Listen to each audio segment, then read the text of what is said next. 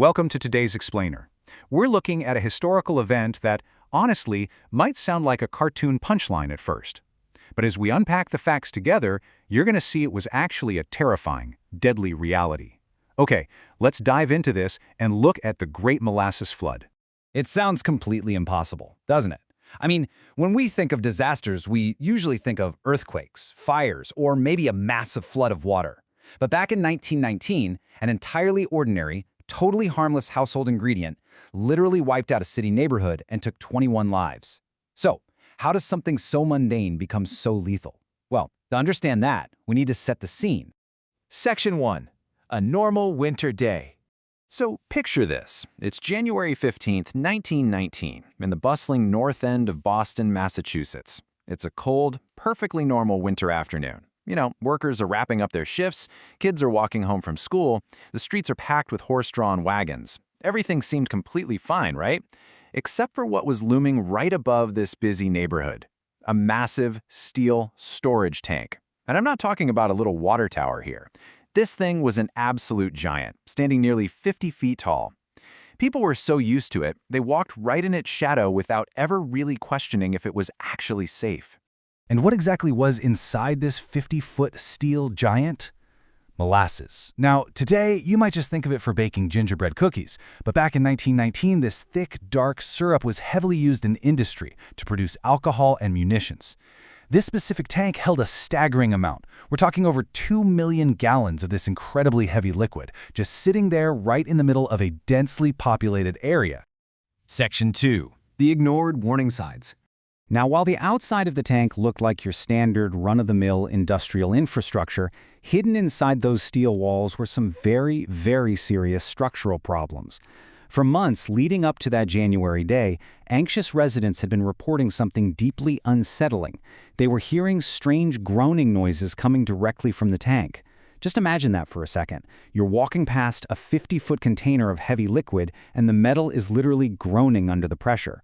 People even saw dark liquid actively leaking from cracks in the metal casing.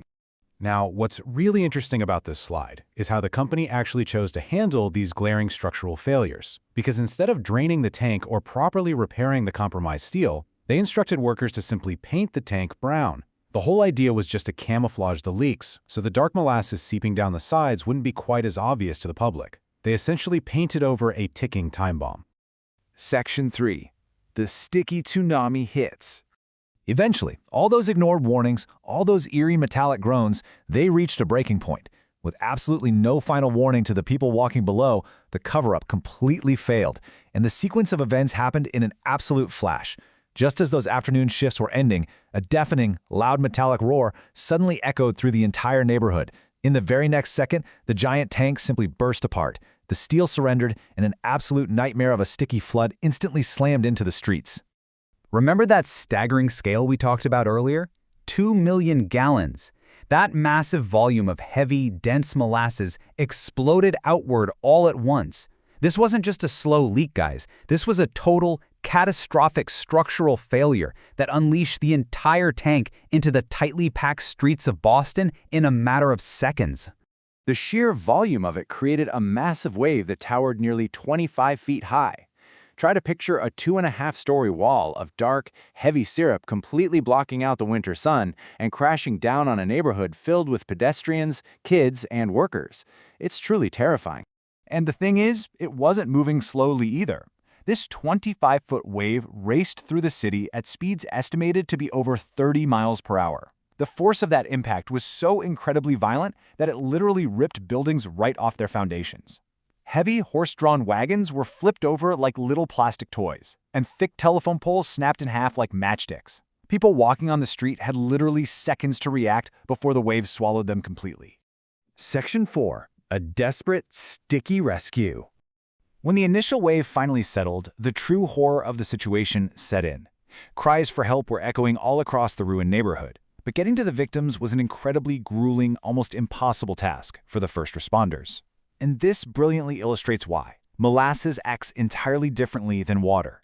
If this had been a water flood, the water would have eventually receded or flowed down the drains. But molasses is extremely thick and sticky. For anyone caught in it, struggling to escape actually made things worse. Every single movement was exhausting, and victims literally sank deeper into the syrup the harder they fought it.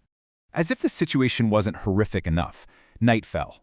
Being January in Boston, the temperatures naturally dropped very sharply.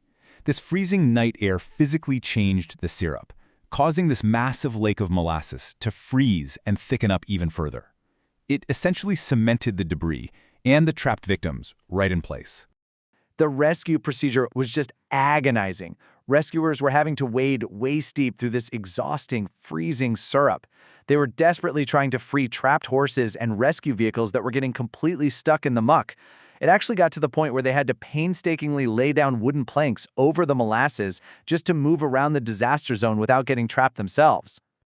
Rescue teams worked around the clock for days, searching through that sticky wreckage, and the cleanup itself lasted for weeks. When it was finally all over, the human cost was just devastating. 21 people lost their lives, and around 150 others were severely injured. Entire families were grieving, and homes and businesses were just wiped off the map. In fact, for months later, residents said the streets of Boston still smelled faintly of molasses. Section 5. The tragedy's lasting legacy. Obviously, a disaster of this magnitude demanded answers. I mean, how does a tank just explode in the middle of a major city? Well, the ensuing investigation uncovered a shocking level of negligence. So the crucial point is this: the storage tank had been incredibly poorly designed right from the start. On top of that, the structure was inadequately tested before 2 million gallons of heavy liquid were ever even pumped into it. The company ignored the groaning metal, they painted over the leaks, and they completely prioritized corporate convenience over human life.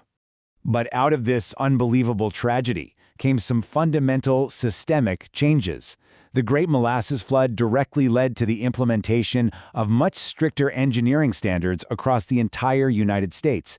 It brought about mandatory building inspections and sweeping new safety regulations to ensure that industrial structures actually get properly vetted before being placed anywhere near the public. Over a century later, this remains one of the strangest, most surreal disasters in American history, proving that even a harmless household syrup can be deadly when safety is ignored. Which leaves us with a really critical thought to take away from this explainer today. When we look at our own modern infrastructure and corporate practices, what groaning, leaking warning signs are we simply painting over today? Keep learning, and I'll see you in the next one.